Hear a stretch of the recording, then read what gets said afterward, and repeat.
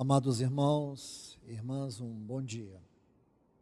Vamos abrir as nossas Bíblias no livro do profeta Joel, no capítulo 2. Vamos ler desde o versículo 23 em diante. Alegrai-vos, pois, filhos de Sião, regozijai-vos no Senhor vosso Deus, porque Ele vos dará justa medida, a chuva. Fará descer como outrora a chuva temporã e a seródia. As eiras se encherão de trigo, os lagares transbordarão de vinho e de óleo. Restituí-vos-ei os anos que foram consumidos pelo gafanhoto migrador, pelo destruidor, pelo cortador. O meu grande exército que enviei contra vós outros. Comereis abundantemente, vos fartareis e louvareis o nome do Senhor vosso Deus, que se ouve maravilhosamente convosco, e o meu povo jamais será envergonhado. Sabereis que eu estou no meio de Israel e que eu sou o Senhor vosso Deus, e não há outro, e o meu povo jamais será envergonhado. E acontecerá, depois, que derramarei o meu espírito sobre toda a carne. Vossos filhos, vossas filhas profetizarão. Vossos velhos sonharão e vossos jovens terão visões. Até sobre os servos e sobre as servas derramarei o meu espírito naqueles dias. Mostrarei prodígios no céu e na terra, sangue, fogo, coluna de fumaça. O sol se converterá em trevas e a lua em sangue, antes que venha o grande e terrível dia do Senhor. E acontecerá que todo aquele que invocar o nome do Senhor será salvo, porque no Monte Sião e em Jerusalém estarão os que forem salvos, como o Senhor prometeu, e entre os sobreviventes, aqueles que o Senhor chamar. Vamos orar. Amado Deus, querido Pai, no grande e maravilhoso nome do Teu Filho Jesus, nós nos encontramos reunidos mais uma vez. Clamamos pelo Teu socorro, pela Tua ajuda, para que ao lermos estes textos, Teu Espírito Santo nos leve a meditar, a refletir, a interpretá-los e aplicá-los à nossa vida, Senhor. Nós precisamos tanto, Senhor, da ajuda do Teu Espírito, nesta hora, aqui neste lugar, para que nós não venhamos olhar a Tua palavra de maneira superficial. Nós queremos, mais do que olhar para a Tua palavra, queremos que ela nos sonde, que ela penetre, que ela possa ir lá no fundo da nossa alma. Em nome de Jesus, nos ajude, Senhor, mais uma vez. Que nós possamos ter a real visão do profundo significado daquilo que é a Tua palavra. Por isso, nós precisamos da ajuda do Teu Espírito Santo. Em nome de Jesus, oramos. Pois bem, meus amados, estes textos aqui fazem parte de uma grande profecia da Bíblia. Posso dizer que talvez uma das profecias mais importantes para a igreja nesse tempo. Nós sabemos que muitas profecias, elas têm um cumprimento inicial e um cumprimento final. Essa profecia, vocês vão perceber claramente, ela teve já o seu cumprimento parcial, porém não teve o seu cumprimento final. Para isso nós temos que olhar com muito cuidado os textos aqui, examinar sabendo que é uma profecia. Nós não podemos fazer nenhuma outra forma de interpretação que não seja aquilo que realmente ela quer nos dizer. Então vamos meditar com muito cuidado. Se vocês observarem, desde o versículo 23 até o versículo 27, nós temos uma parte. Como eu disse, esta profecia, ela tem duas partes. Uma constitui um cumprimento inicial e outra um cumprimento final. E como eu sei disso? Você também saberá.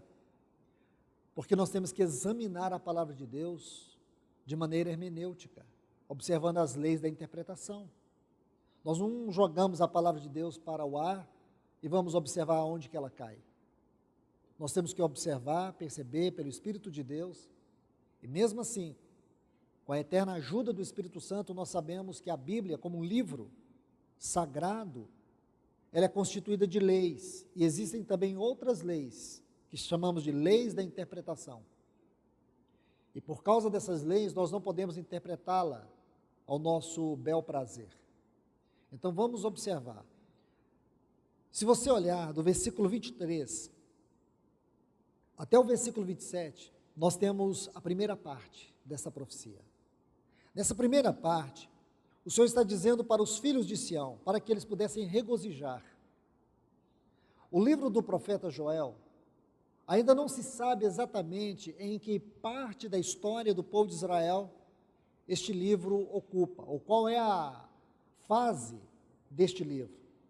Alguns acreditam que tenha sido talvez no tempo de Joás, 830 anos antes de Cristo. Outros acreditam que possivelmente tenha sido no tempo do rei Uzias, 754 antes de Cristo.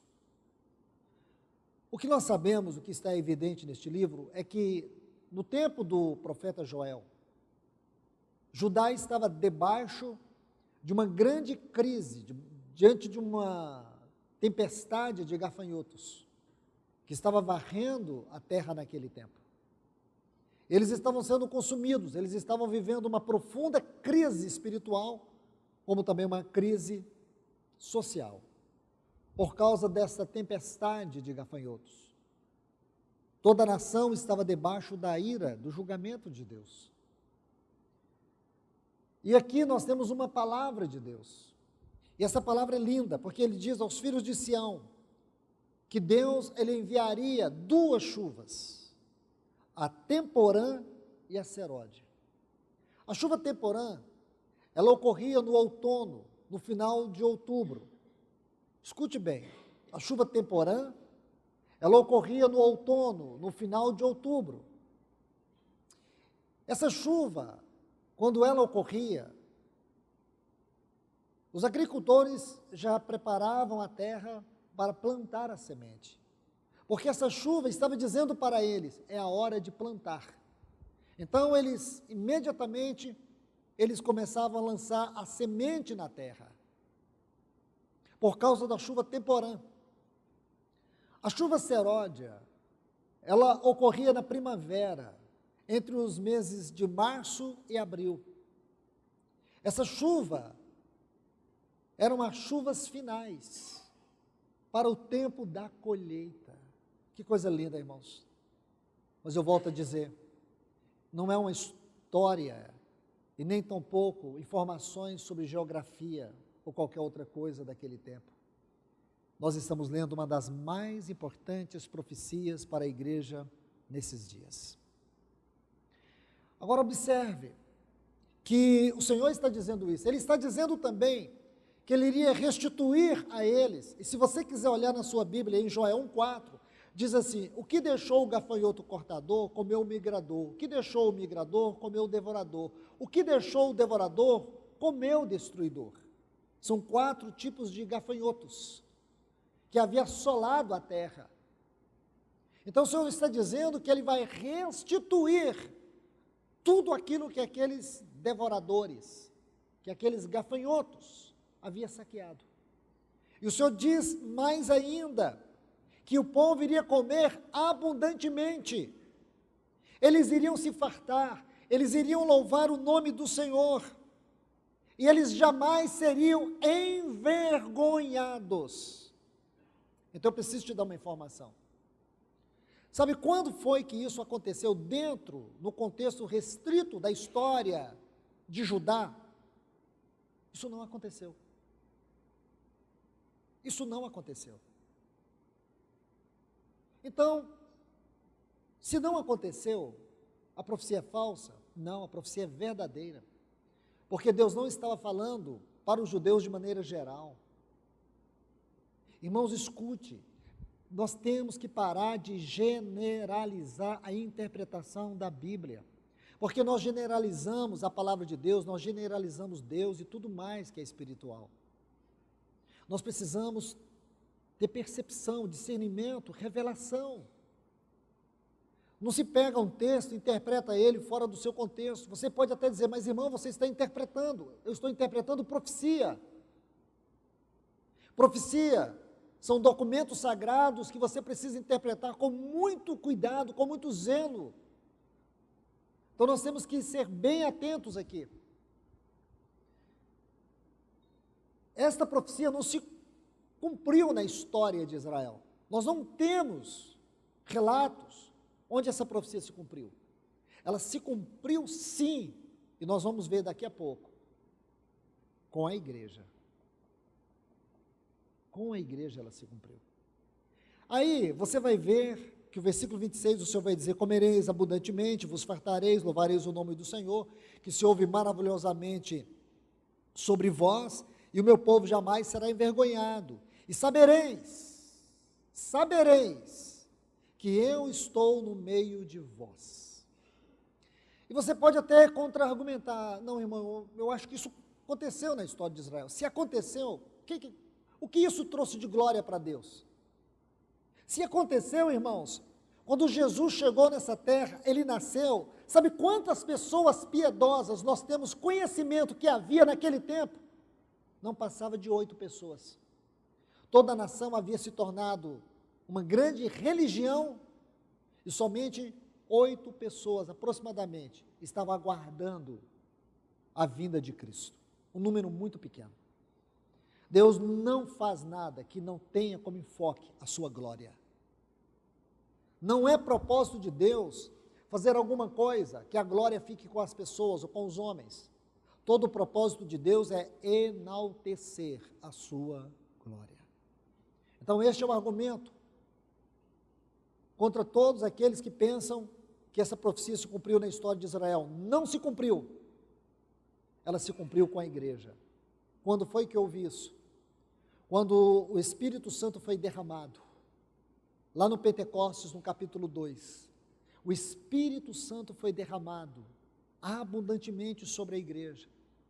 E aqueles gafanhotos que haviam devastado o povo de Israel, Deus os removeu para sempre. Ao invés de estarem ali debaixo daquele governo maligno, satânico, que os manteve na cegueira, agora o Espírito Santo vem, e agora eles têm a doutrina dos apóstolos, a comunhão, o partir do pão e as orações. Agora a igreja, ao invés desses gafanhotos, esses 4 gafanhotos, o que ela vai ter? Ela vai ter a palavra, ela vai ter a comunhão, ela vai ter a mesa do Senhor, ela vai ter as orações ligando os céus na terra. Há muito que se pode dizer aqui, mas eu não vou correr esse risco para nós não perdermos o enfoque central desta palavra. Então, amados irmãos e irmãs, observe isso. Dos versículos 23 até o 27, Deus cumpriu lá no Pentecostes. Observe o versículo 27, sabereis que eu estou no meio de vós. Agora Deus mesmo, porque o Espírito Santo é aquele no qual o Pai e o Filho habitam. Eu vou dizer isso mais uma vez. O Espírito Santo é aquela santa e bendita pessoa no qual o Pai e o Filho habitam.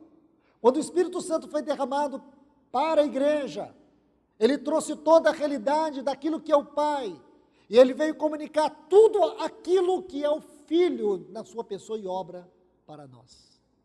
O Espírito Santo. Quanto ao Pai, ele comunicou os seus atributos. Quanto ao Filho, ele comunicou sua pessoa e sua obra. Esse é o Espírito Santo. Agora observe o versículo 28. Diz assim o versículo 28. E acontecerá. Está vendo, irmãos? E acontecerá. O que esta pequena frase, e acontecerá, quer nos dizer?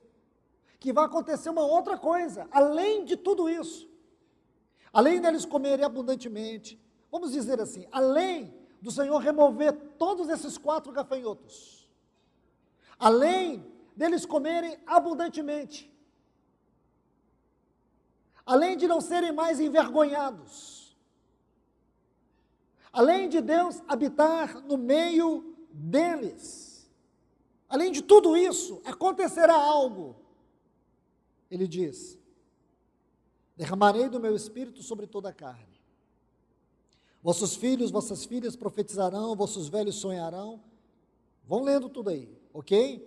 Agora, vem comigo, chegue no versículo 31.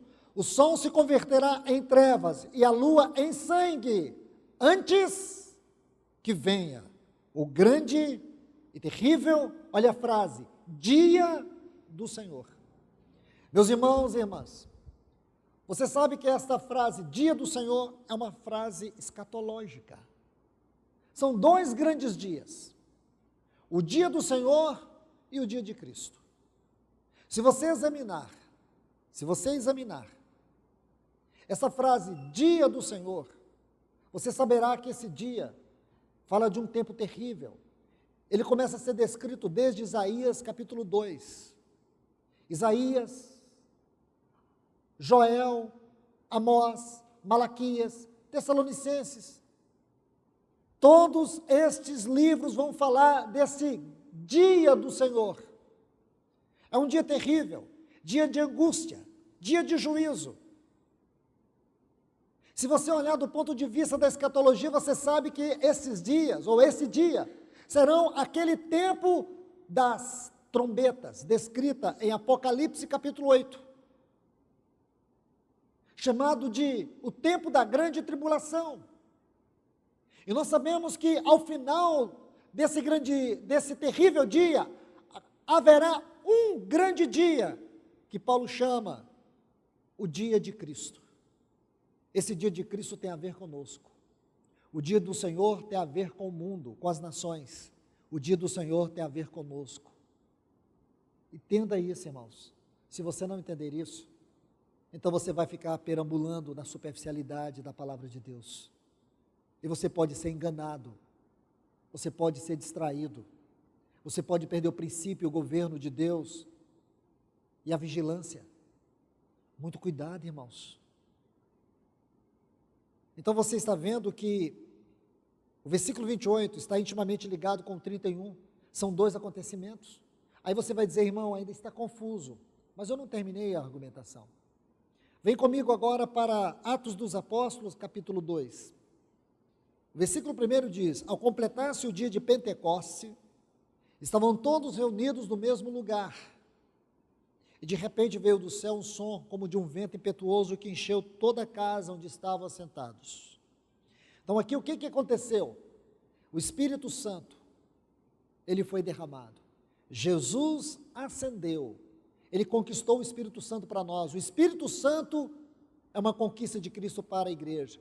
Ele não apenas conquistou para nós o perdão, ele não apenas conquistou para nós o poder sobre a morte, sobre os pecados, sobre o pecado, sobre o mundo, ele conquistou para nós também o Espírito Santo. Porque Deus disse em Gênesis 6:3, o meu Espírito não habitará para sempre no homem, porque este é carnal. Toda a carne estava corrompida com o pecado, então o Espírito de Deus não podia habitar. O Espírito de Deus habitava no homem, naquela faculdade de espírito, aonde estava a intuição, a consciência, onde está a intuição, consciência e comunhão, aí o Espírito Santo habitava, para governar a alma, sua vontade, sua mente, suas emoções. Mas agora o homem caiu, seu espírito ficou inativo, como que morto, sua alma passou a governar, o ego dominava o seu ser, passou a ser o centro da sua personalidade. E Deus disse, meu espírito não habitará para sempre no homem. Mas observe, irmãos, que Jesus veio na carne de pecado, porém sem pecado. Numa carne suscetível ao pecado e com todas as possibilidades de pecar. Mas ele foi um homem aprovado diante de Deus. Durante os 30 anos da sua vida, quando ele compareceu no Jordão para ser batizado por João Batista, ali o céu se abre, vem uma voz que diz: este é meu filho amado, no qual me comprazo. Por quê?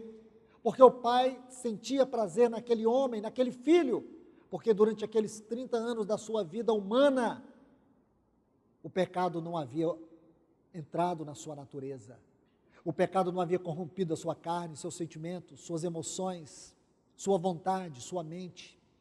Sua vontade, sua mente, suas emoções estavam intactas, íntegras, sem pecado. Depois você vai ver que do Jordão até o Hermon, o nosso Senhor prossegue o seu ministério, sendo fiel a Deus, correspondendo à vontade de Deus. Quando ele chega no Hermon, novamente aquela voz do céu vem e diz: este é meu filho, a ele ouvi. E por que o pai dá testemunho do seu filho pela segunda vez? Porque ele não só tinha uma vida íntegra, uma alma íntegra, pensamentos íntegros, uma vontade governada pela intuição no espírito, uma mente governada pela consciência no espírito, emoções governadas pela comunhão no espírito, mas também ele foi um homem que viveu uma vida de plena obediência ao Pai. Ele estava pronto para ascender aos céus e ser o primeiro homem a sentar no trono, e seria o único também, mas ele não quis ser o único, ele quis levar muitos a esta mesma glória. Ele sai do Hermon e ele vai até o Gólgota morrer por nós, porque, irmãos, ele precisava conquistar algo para nós. Ele precisava conquistar o perdão, a redenção. Eu digo mais, ele precisaria conquistar ainda para nós o Espírito Santo. O Espírito Santo foi uma conquista de Cristo para nós. Então ele conquistou o Espírito Santo. Ele disse: eu rogarei ao Pai, ele vos dará outro. Por que outro? Porque ele seria um consolador no trono, e o outro, o Espírito Santo, seria o consolador dentro de nós. Esta é a grande porção dobrada que nós temos, irmãos. Um consolador no trono e o outro consolador dentro de nós. Um intercedendo por nós e o outro glorificando Cristo dentro de nós. Então ele fez isso, irmãos. Ele conquistou o Espírito para nós. Observe aqui, irmãos, Atos capítulo 2, versículo 17. Aquelas pessoas estavam dizendo: eles estão embriagados. Esse povo está louco. Pedro disse: não, estes homens não estão embriagados, como virdes, e estão pensando. Isso aqui é versículo 15, agora eu chego no 17. Mas o que ocorre, versículo 16, é o que foi dito por intermédio do profeta Joel. Agora observe o que Pedro vai dizer. E acontecerá, Pedro diz, irmãos, não é Pedro, é o Espírito Santo, nos últimos dias. Por que últimos dias? Porque aquela profecia tinha um cumprimento inicial, e ela aconteceu já. O Espírito Santo desceu. Nos últimos dias, diz o Senhor, derramarei do meu Espírito sobre toda a carne. Então, a descida do Espírito Santo, derramado do Espírito Santo, tem duas fases. A primeira fase cumpriu. A segunda fase cumprirá. Ela ainda não se cumpriu ainda, mas ela cumprirá. Porque essa frase, últimos dias, ela fala especialmente sobre a última geração que viverá a última hora antes da volta do Senhor. Derramarei do meu Espírito sobre toda a carne. Ele vai ratificar a profecia de Joel. E observe bem, olha o versículo 20, o sol se converterá em trevas e a lua em sangue, antes que venha o grande e glorioso dia do Senhor. Lá diz terrível, porque para o mundo será terrível, porém para nós será um dia glorioso. Eu quero te mostrar algo também. Se você está com a Bíblia aberta em Joel, eu quero que você observe algo muito especial. Veja que aqui em Joel, diz assim, versículo 28, e acontecerá depois que derramarei o meu Espírito. Está vendo? Só que quando você lê Atos, diz assim: derramarei o Espírito. Porque o Espírito foi derramado, a pessoa do Espírito foi derramado. Mas o que vai acontecer agora é do Espírito, porque ele já está derramado. Você compreende? Primeiro, derramarei porque é a pessoa dele. Essa pessoa já foi derramado. O que significa, irmãos, não haverá um novo Pentecoste. Nós não estamos buscando um novo avivamento. O que Deus vai fazer é nos levar de volta para aquele Pentecoste. Mas não é o Espírito que vai ser derramado, porque ele já está aqui, ele já foi derramado. Ele não tem que ser derramado de novo. Mas será o poder dele, vai ser dele, esse poder dele, que vai vir sobre nós. Não é do Espírito Santo, porque é da sua obra que já está sendo realizado.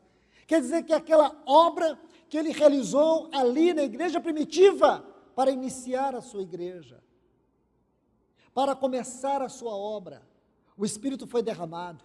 Agora, para concluir a sua obra, nós vamos experimentar esta outra fase do Pentecostes. Estão vendo a grandeza dessa profecia, irmãos? Irmãos, na primeira fase dessa profecia, Cristo subiu e o Espírito desceu. Na segunda fase, o Espírito subirá com a igreja e Cristo descerá para a igreja. Vocês conseguem perceber isso, irmãos? A grandeza de tudo isso. Como é lindo essa forma, esse trabalhar do Senhor, essa interpretação. Vamos voltar aqui, porque eu quero colocar alguns pontos para vocês. Então, nós estamos esperando o cumprimento da chuva seródia. Você sabe que em Israel existem 7 festas. Dessas 7 festas, 3 são proféticas. E essas 3 festas proféticas, elas acontecem sucessivamente. É a expiação, o Pentecoste e a festa dos tabernáculos. Expiação, Pentecoste e a festa dos tabernáculos. Nosso Senhor Jesus, ele morreu na festa da expiação. O Espírito Santo desceu na festa do Pentecostes. E a segunda vinda de Cristo acontecerá como a festa dos tabernáculos. Mas sabe como que era a festa dos tabernáculos? Eles se colocavam debaixo de tendas. Todo o povo saía para habitar em tendas. E por quê? Porque Deus estava lembrando eles: vocês não pertencem a este mundo. Vocês são peregrinos. Meus irmãos e irmãs, é isso que o Espírito Santo está fazendo. Ele está nos tirando nossas raízes dessa terra, mostrando para nós que nós não pertencemos a este mundo. Este mundo passará pelo juízo do Senhor, mas todos aqueles que tiverem esse coração de peregrinos reinarão eternamente com Cristo Jesus. O coração da igreja, o coração da noiva é um coração de peregrinos. Nós somos peregrinos. Este mundo não é o nosso lugar. Essa terra não é o nosso lugar. Nós somos a igreja do Senhor, nós somos a sua nova Jerusalém, nós somos a sua noiva, nós somos a sua cidade nupcial. Então, por favor, vamos voltar aos textos de Joel, que eu quero trazer aqui algumas lições para vocês. Vamos agora buscar uma outra forma de entender essa profecia. E aqui eu separei pelo menos 4 pontos para nós meditarmos nessa profecia. Vamos olhar de maneira geral agora. No versículo 23, do capítulo 2 de Joel, olha a frase: filhos de Sião. Irmãos, escute, grave isso no teu coração. Sião na Bíblia fala do pensamento mais elevado que Deus tem em relação ao seu povo. Sião é a expressão mais elevada do conceito que Deus tem em si mesmo acerca do seu povo. Todas as vezes que você lê na Bíblia sobre Sião, a conotação é positiva. Então vamos observar isso. Vou colocar alguns textos. Hebreus capítulo 12 e o versículo 22. Você não precisa abrir sua Bíblia, apenas ouça. Diz assim: mas tendes chegado ao monte Sião, Sião, a cidade do Deus vivo, a Jerusalém celestial, a incontável hostes de anjo, a universal assembleia. Eu sei que a palavra anjo aqui causa um pouco de estranheza para nós, mas esta palavra aqui é uma palavra genérica do texto grego original. Fala de mensageiros, ou os portadores da mensagem. Então nunca leia anjo como se referindo aos seres celestiais, como serafins, querubins. Nunca. Primeiro você tem que observar o contexto, se realmente está falando dos seres angelicais, celestiais. Nesse contexto, não. Então, meus irmãos, ele está dizendo aqui, o escritor aos Hebreus, que o Monte Sião é a cidade do Deus vivo, é a Jerusalém celestial, é a incontável hostes dos mensageiros, é a universal assembleia de todos os santos.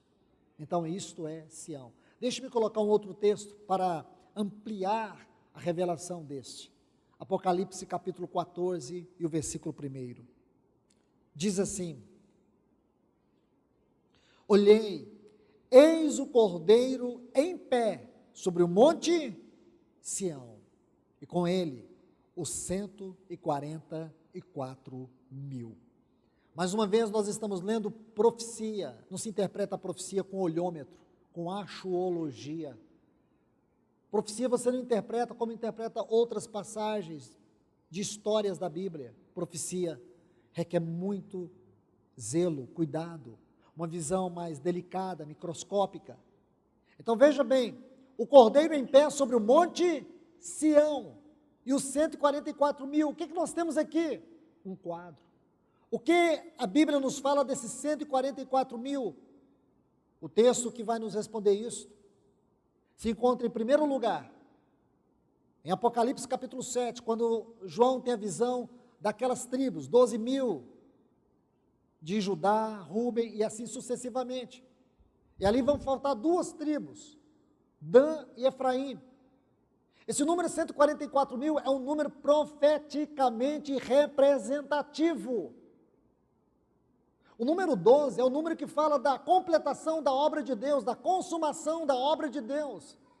Quando esse número ele é somado ou multiplicado, ele vai falar da completação, das completações, ou por que não dizer da completação final de Deus. Estão ouvindo, irmãos? Da completação final. Então aqui nós podemos dizer assim, essa visão do capítulo 14 aqui, fala da completação final de Deus. Qual é a completação final de Deus? É que um dia ele terá um povo no qual ele será coroado como cabeça. Ele terá um povo que ele vai se exaltar sobre ele. Amém, irmãos? Por isso que o Cordeiro está em pé sobre o Monte Sião, porque Monte Sião é a cidade do Deus vivo, é a Jerusalém celestial. E outro ponto que você precisa considerar em Apocalipse sobre os 144.000, o capítulo 21. Lá tem uma cidade, que tem uma muralha, e essa muralha, ela está adornada de pedras preciosas no seu fundamento, e a medida dela é 144 côvados. Mais uma vez nós temos um número, 12 vezes 12, 144. Lindo isso, irmãos, porque mais uma vez o Senhor quer nos falar desta cidade santa, os filhos de Sião, a Assembleia Universal constituída de todos os santos. Está aqui na profecia de Joel. Mas vamos mais. Versículo 24. Ele vai falar do vinho e do óleo. Vinho é a obra de Cristo, é a expiação. O óleo é a unção do Espírito. Vinho e óleo, aqui, irmãos, fala das duas coisas que se cumpriu na primeira fase do Pentecoste, do derramar, da obra do Espírito, de maneira contundente, de maneira gloriosa. O que aconteceu em Atos dos Apóstolos foi uma intervenção sobrenatural de Deus. Não acontecerá um outro Pentecoste, como nós não teremos mais uma outra cruz. Porque Pentecoste e a cruz estão juntos. A cruz e o Pentecoste estão juntos. Não haverá. Então o que vai acontecer nos nossos dias? Vai acontecer, irmãos, uma extensão, a conclusão daquilo que iniciou lá no Pentecoste. Ou você acha, irmãos, irmãs, que nós, do jeito que nós estamos aqui, vivendo essa medida de fé, de trabalho, de serviço, de vida cristã, é desse jeito aqui que nós vamos comparecer diante do tribunal de Cristo? É para esta igreja que ele vai voltar? Então ele deveria ter voltado há 2000 anos atrás, porque aqueles cristãos, eles eram espiritualmente muito mais elevados do que nós. Aqueles cristãos amavam a Cristo de verdade. Eles não amavam a Cristo de palavras, eles amavam com a sua própria vida. Aqueles cristãos morreram por causa de Cristo. Hoje os cristãos têm dificuldade de viver Cristo. Aqueles cristãos, eles davam tudo, eles deram tudo por Cristo. Hoje nós temos dificuldade até de dar o nosso tempo para Cristo. Nós amamos a Cristo até que o nosso amor não seja provado. Nós temos muita responsabilidade com a obra de Deus até que a nossa responsabilidade não tenha que ser provada. Nós somos fiéis ao Senhor até que a nossa fidelidade não tenha que ser provada. Meus irmãos, então ele deveria ter voltado há 2000 anos atrás. Mas ele não voltou. Sabe por que ele não voltou?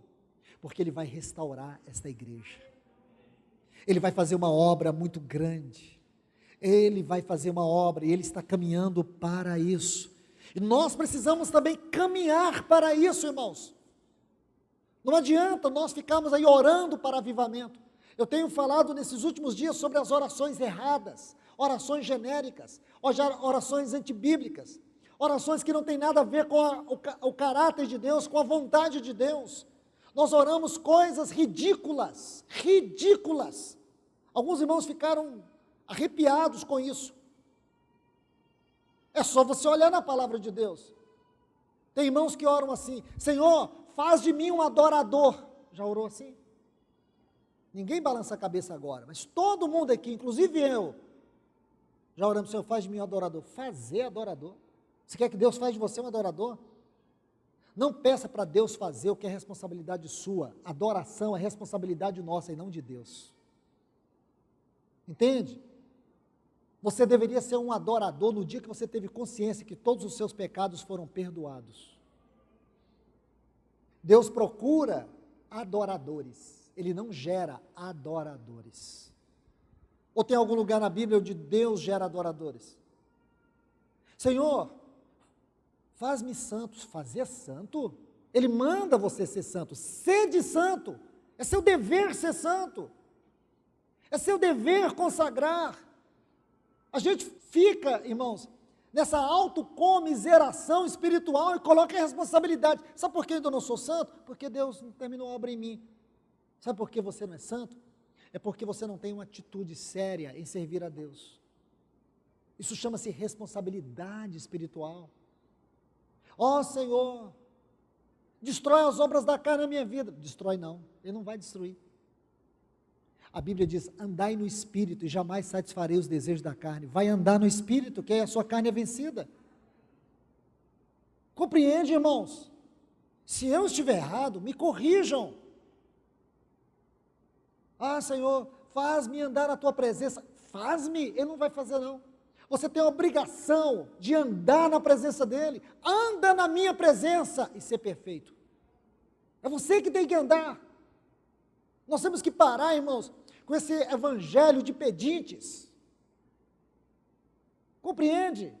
Nós temos que parar de ficar na periferia. Nós temos que parar de ficar comendo migalhas que caem da mesa. Senta na mesa, você é filho, você é filha. Senta, come, alimenta do Senhor. Nós estamos orando por muitas coisas que Deus está esperando, não é o agir dEle, é o nosso agir. Ou não? A gente ora e fala: Senhor, aviva a tua obra. Aviva? Aviva a tua obra? Como Ele vai avivar a obra? Como ele vai avivar a obra de pessoas que não reúnem para orar? Como ele vai avivar a obra de pessoas que gastam o seu tempo com eles mesmos e não gastam com o Senhor? Como ele vai avivar, irmãos? Uma igreja medíocre, uma igreja com uma fé superficial, como ele vai avivar? Sabe quando ele vai avivar? No dia que levantar uma vanguarda e dizer como Isaías: eis-me aqui, Senhor, envia-nos. Eis-nos aqui, Senhor, preparamos para ti um lugar. Preparamos para ti um lugar. Nós preparamos para ti um lugar de habitação, lugar do teu prazer. Nós não queremos ser um cemitério, um vale de ossos secos. Nós queremos ser o jardim do teu prazer. Nós queremos ser. Cadê, irmãos, esses? Que vão se levantar para se oferecer para o Senhor. Nós estamos esperando o Senhor vir e entrar por aquela porta. Meus irmãos, tudo o que Ele tinha de fazer, Ele já fez. Tudo o que Ele tinha de dar, Ele já deu. Agora nós temos que ter responsabilidade. Estude os avivamentos e você vai ver. Estude os avivamentos da história. Os grandes movimentos de Deus. Havia um povo que queria. Havia um povo que decidiu pelo Senhor. Não ficaram como espectadores. Como o tanque de Betesda. Estava cheio de doentes lá, esperando um anjo descer e agitar as águas. E o Senhor chega para um paralítico e diz assim: você quer ser curado? Isso é o cúmulo do absurdo, uma pergunta dessa. Claro que quero ser curado, mas não era isso que Jesus estava perguntando. Você quer mesmo? É isso que você quer? É ficar em torno desse tanque aqui? É nisso que você crê? É isso que você espera? E estava ali, irmãos, a cura, o milagre em pessoa, e ninguém via. Eu ouço muitas pessoas perguntando: por que Deus não faz tantos milagres hoje como fazia no tempo primitivo? Você lembra como Ele fazia no tempo primitivo os milagres? Deus enviou o verdadeiro milagre, o maior de todos, Ele enviou para a terra. Sabe onde Ele terminou? Na cruz. Entende? Na cruz. Tinha 8 pessoas quando Ele nasceu e tinha 120 depois que Ele ascendeu.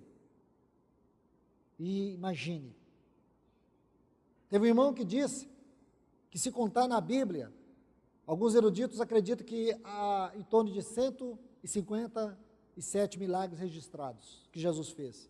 Quer dizer, está faltando gente ali no Pentecostes, porque só havia 120. Você imagina, irmãos? Jesus curou milhares de pessoas, não foram meia dúzia, não foram só 157, milhares. E o que as pessoas fizeram com os milagres dele? As pessoas queriam milagres. Quando o milagre acaba, a fé vai embora. Deus quer pessoas que o conheçam pessoalmente. Como diz lá em Osés capítulo 6, conheçamos e prossigamos em conhecer o Senhor. Aí ele vai falar da chuva seródia. Como alva, a sua vinda é certa. Então, meus irmãos e irmãs, se você estudar na Bíblia, você vai ver que a chuva seródia sempre está relacionada com a volta do Senhor. Leia o livro de Tiago. Você vai ver que sempre está relacionado com a volta do Senhor. Antes da volta do Senhor, nós teremos uma grandiosa obra do Espírito Santo, tão poderosa como foi aquela obra inicial. Aquela obra do Espírito Santo em Atos dos Apóstolos foi para habilitar a igreja, para iniciar aquela tão grande obra. Nesses últimos tempos, o Espírito Santo vai fazer uma obra tão grande na igreja, para que ela possa consumar a obra de Cristo na terra. Aquela primeira obra do Espírito Santo em Atos, foi para habilitar a igreja a iniciar e cumprir a sua missão. Agora será para concluir a sua missão. Em dias sombrios, em dias difíceis, nós estamos precisando, irmãos, nós estamos precisando de uma grande, de uma profunda, de uma tremenda, de uma poderosa obra do Espírito Santo. Quem aqui não está desejando isso? Quem aqui não espera por isso? Mas eu te pergunto, você está trabalhando para isso? Você está se colocando nessa linha? Você tem se colocado diante do Senhor? Você está preparando sua vida para isso? Você está entendendo os movimentos presentes de Deus? Você está em sintonia com a vontade de Deus? Seu coração está alinhado com o trono de Deus? Você está escutando a voz do Espírito nesse tempo? Você consegue perceber a seriedade de tudo isso? Não é importante só o que nós ouvimos aqui. É importante se aquilo que nós ouvimos aqui nos acompanha durante a semana, nos acompanha nos nossos afazeres, nos acompanha nos nossos relacionamentos. É isso, meus irmãos. O Espírito Santo, ele anela por fazer esta obra. Ele anela. E ele virá. Quando eu falo virá, não é que ele está no céu, ele está entre nós. Ele já foi derramado. Ele não vai ser derramado de novo. O Espírito já desceu. Agora do Espírito nós vamos receber. Agora nós precisamos ter consciência. Ter uma consciência como igreja. Essa consciência falta para muitos irmãos. Algumas pessoas, talvez a grande parte dos irmãos, entende muito pouco o que é ser igreja. Muito pouco o que é ser igreja. Se prendem às reuniões, mas não compreendem nada de chamamento e de vocação celestial. Por isso existe tanta morte, tanta frieza, tanta indiferença, tanta superficialidade, tanta mediocridade no meio do povo de Deus. Que o Senhor possa nos arrancar disso, irmãos. Que o Senhor possa fazer uma grande obra entre nós. Vamos para os pontos finais aqui. Para concluir, versículo 25 do capítulo 2, Joel 2, 25 diz: restituir-vos-ei os anos que foram consumidos. Uma tradução mais perto do original diz assim: devolverei tudo que vocês perderam. Tudo que eles perderam, o Senhor trouxe no Pentecoste. O Senhor trouxe muito mais. Eles podiam beber e comer abundantemente. Aquela igreja se fartou, se encheu do Senhor. Aquela igreja teve a consciência que Deus estava no meio delas. Jesus disse que aonde estivesse 2 ou 3 reunidos, Ele estaria no meio. A igreja primitiva desfrutou da presença de Deus de uma maneira muito profunda. Então todas aquelas bênçãos que nós lemos ali, aqui em Joel capítulo 2, na primeira parte, foi o que a igreja primitiva experimentou.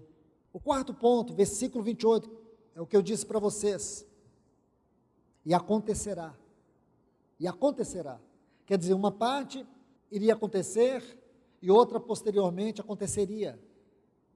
A primeira parte, irmãos, do versículo 23 ao versículo 27, é uma alusão ao que aconteceu ali, ocorreu na igreja de Atos, o que ocorreu na igreja de Atos. Essa outra parte é o que vai ocorrer. E você diz, irmão, mas não é a mesma coisa? Claro que é a mesma coisa, porque é o mesmo Espírito. É o mesmo Espírito. É o mesmo Pentecoste. Porque aquela igreja se tornou ousada. Hoje nós somos uma igreja, de maneira geral, nós temos perdido a ousadia, temos perdido a verdadeira alegria. Nós temos perdido muito daquilo que aqueles irmãos ganharam naquele Pentecostes. Porém, nos nossos dias nós temos perdido. Era característica fundamental que todos os que servissem, em qualquer esfera de serviço na casa de Deus, fossem homens cheios do Espírito Santo. Hoje não, o que vale é a capacidade. O que vale é se a pessoa sabe fazer. Na igreja primitiva não era. Por quê? Porque tudo estava debaixo do governo do Espírito Santo. Hoje, o que governa é a mão do homem. O que governa são as nossas estratégias. O que governa, o que predomina, o que prevalece, são as formas de entretenimento. Irmãos e irmãs, nós não podemos perder a visão da palavra de Deus quanto ao caráter daquilo que é a igreja.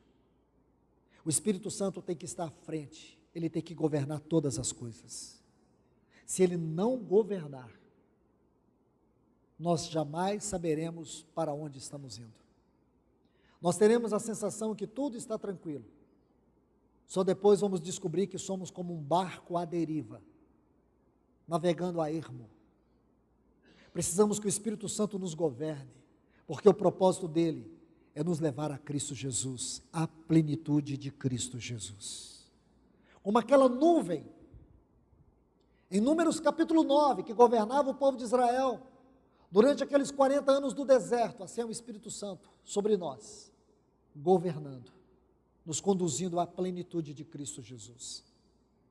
Assim como havia no capítulo 10 de Números, aqueles dois trombeteiros, olhando para a nuvem o tempo todo, há uma necessidade que Deus levante profetas e mestres, que conheçam os movimentos do Espírito Santo, as suas demandas para esse tempo, para que a igreja não perca a sua visão celestial.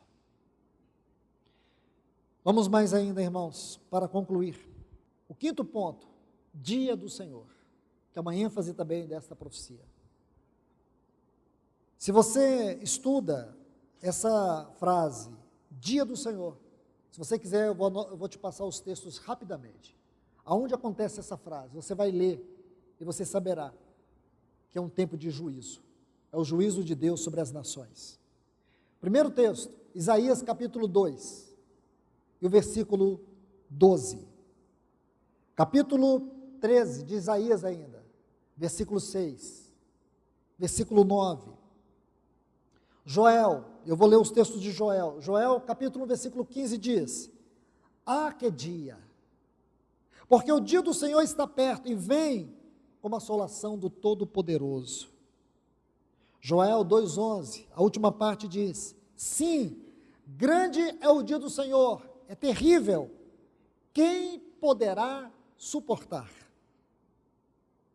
Joel capítulo 3, versículo 14, multidões, multidões no vale da decisão, porque o dia do Senhor está perto, no vale da decisão.